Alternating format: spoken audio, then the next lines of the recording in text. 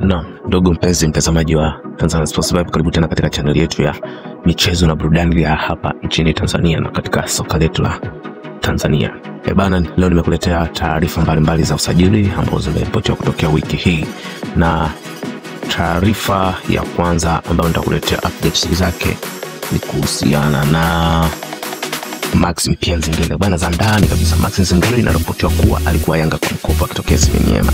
Alikuwa kwa mkopo wa Yanga kwa takriban miaka miwili, na mkataba huu unatamatika msimu huu endapo tu ligi itaisha.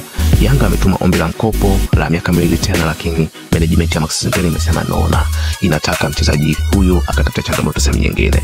Na Yanga amejaribu kutuma tena offer kule Semenyema, lakini rais wa klabu hiyo hajajibu chochote Yanga.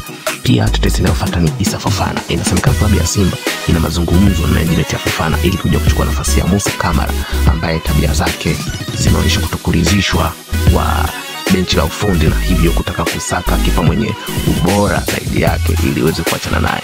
Na endapo Simba itapata saini ya Fofana, basi inaweza kuachana na Musa Kamara. Lakini pia Rais Mo Dewji ameonekana kupendezwa sana na Musa Kamara, hivyo bado anataka kumwofa mkataba mpya.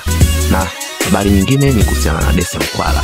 Bwana, Mkwala baada ya kuonyesha makali yake katika NBC Premier League, vilabu mbalimbali vimeonekana kutaka saini yake, ikiwemo RS Berkane ya kule Morocco, pia na Kaizer Chiefs ya pale South Africa. Na Mkwala bado ana mkataba na Simba, kwa hiyo bado haijajulikana na kufanya. Kwingine ni Florent Ibenge. Bwana, Ibenge na Azam tayari limekamilika, na tayari Florent Ibenge alikuwa pale Chamazi kukagua miundombinu na kukagua na baadhi ya project za timu, hivyo muda wote kutokea sasa Azam anaweza kumtambulisha Florent Ibenge kama kocha wa mkuu. Nyingine nyingi ni habari kuhusiana na Djibril Shila Azam. Kiungo huyo amemaliza mkataba wake ndani ya Azam na bado hajaongeza mkataba mwingine wa aina yoyote pale Azam, licha Azam kuonyesha jitihada za kutaka kumbakiza, lakini management ya Djibril Shila imesema ndio inataka kutafuta changamoto sana mpya. Na za ndani kabisa, klabu ya Young Sports Club ipo inatafuta saini ya Djibril Shila ili kuona uwezekano wa kutumikia klabu hiyo. Nyingine kabisa ni ya Lusajo Mwaikenda. Bwana, taarifa zinasema nahodha ule wa Azam Lusajo Mwaikenda amemaliza mkataba wake ndani ya Azam na hana nia tena ya kuongeza mkataba katika klabu hiyo, na za chini zinasemekana Simba ndio wapo nyuma hiyo deal kutaka kumleta Lusajo Mwaikenda pale Msimbazi.